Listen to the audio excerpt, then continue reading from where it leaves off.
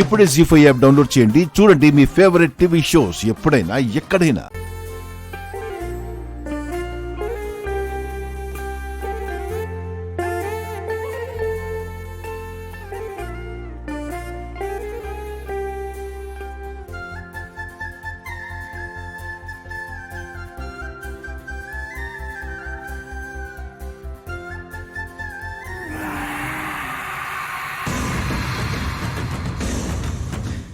ఇప్పుడు మొదలయ్యేది పూజ కాదే, రచ్చ. తర్వాత గుండమ్మకి పడుతుంది శిక్ష.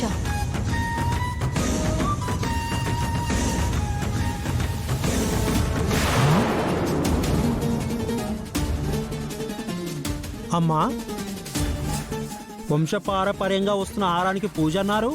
ఈ బాక్స్ లో ఏ హారము లేదేంటి?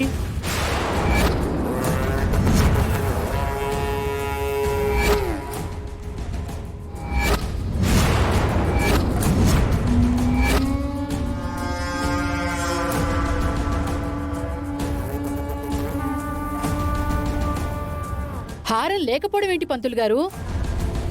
ఆ బాక్స్ లోనే ఉంటుందండి. లేదమ్మా, ఖాళీ బాక్స్ ఉంది, కావాలంటే చూడండి.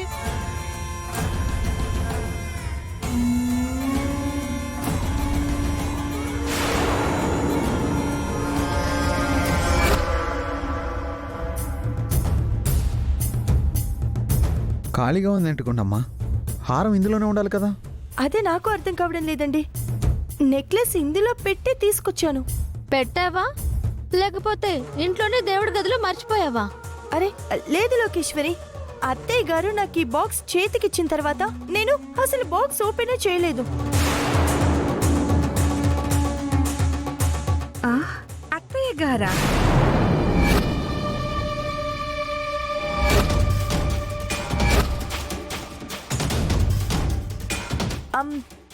అదే అంటే లోకేశ్వరి అత్తయ్య గారు ఇచ్చిన తర్వాత ఈ బాక్స్ అలాగే తీసుకెళ్లి దేవుడి గదిలో పెట్టానండి. ఇక్కడికి వచ్చేటప్పుడు ఆ బాక్స్ అక్కడి నుంచి పళ్ళెల్లో పెట్టి తీసుకొచ్చాను.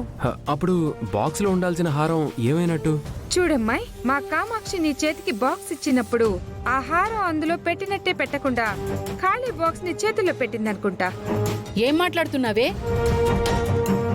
నేను హారం తీయడమేంటి? హారంతో పాటు బాక్స్ దేవుడి దగ్గర పెట్టమని ఆ బాక్స్ దానికే ఇచ్చాను. నువ్వు ఇచ్చింది కరెక్టే అంటున్నావు, అది తెచ్చింది కరెక్టే అంటుంది.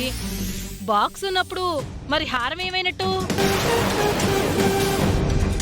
దానికి సమాధానం ఇదే చెప్పాలి. అమ్మగారు, హారం ఏమైందో నాకు అర్థం కావడం లేదు.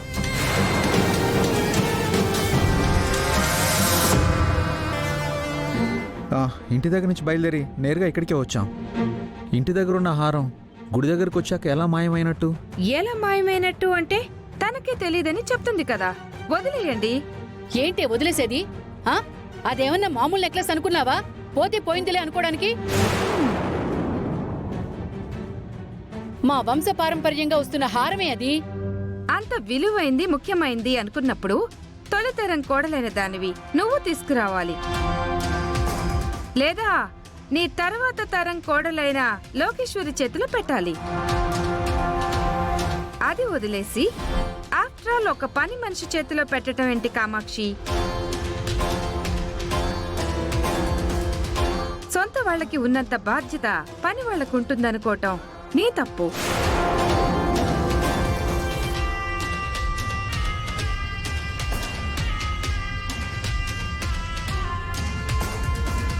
తననేమన్నా ఒక్క మాట అంటే ఇక్కడ అందరికీ ఎక్కడలేని కోపాలు వచ్చేస్తాయి.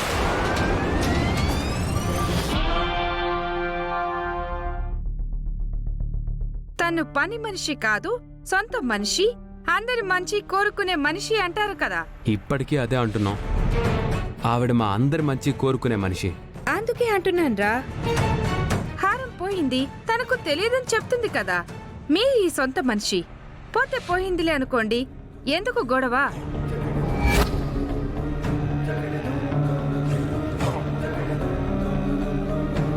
ఊరుకోండి చిన్నత్తయ్య, వదిలేసుకోండి అని అంత తేలిగ్గా చెప్తున్నారేంటి? తరతరాలుగా మా ఇంట్లో వస్తున్న హారం అది పరాయి వాళ్ళ చేతుల్లోకి పోతే ఏమవుతుందో ఏంటో. ఉసే, తరతరాలుగా వస్తున్న హారమే అది. ఎంతో పవిత్రంగా చూసుకుంటూ ఎంతో భద్రంగా కాపాడుకుంటూ వస్తున్నాను.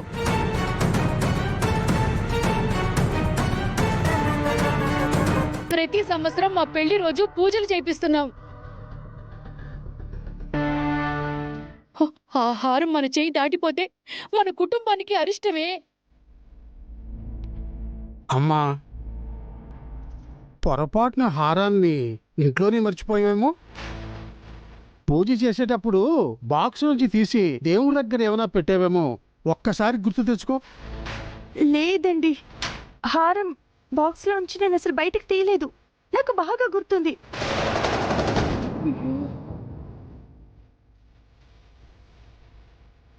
అయితే హారాన్ని బాక్స్ మింగేసుంటుంది.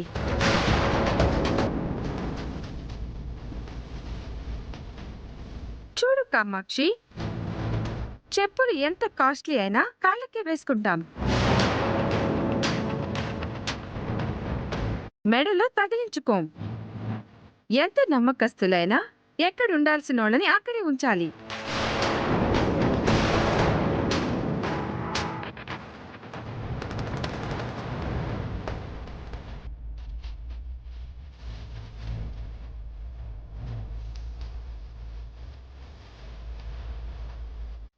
అంటే ఆ హారాన్ని గుండమ్మ మాయం చేసింది అంటున్నారా అత్తయ్య? అనడం ఏంటి? చూస్తుంటే తెలియట్లే.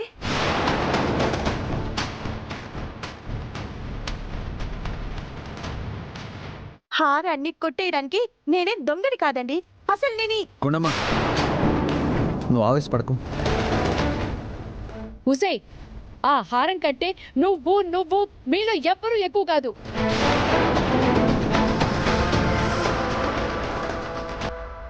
హారాన్ని నేను నీకు ఇచ్చాను.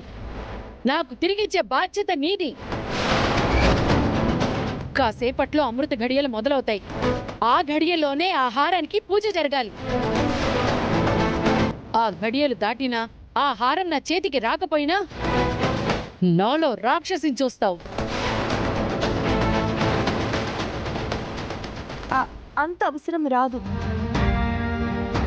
హారం నా చేతుల్లోనే పోయింది కాబట్టి దాన్ని తిరిగి తీసుకొచ్చే బాధ్యత నాది.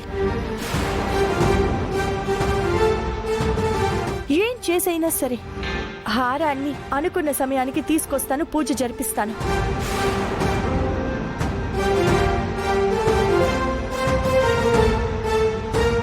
పంతులు గారు, ఆది, నువ్వు కూడా వెళ్ళరా. సరే నాన్న. జీ5 యాప్ డౌన్లోడ్ చేసి అన్ని ఎపిసోడ్స్ పూర్తి ఉచితంగా చూడండి.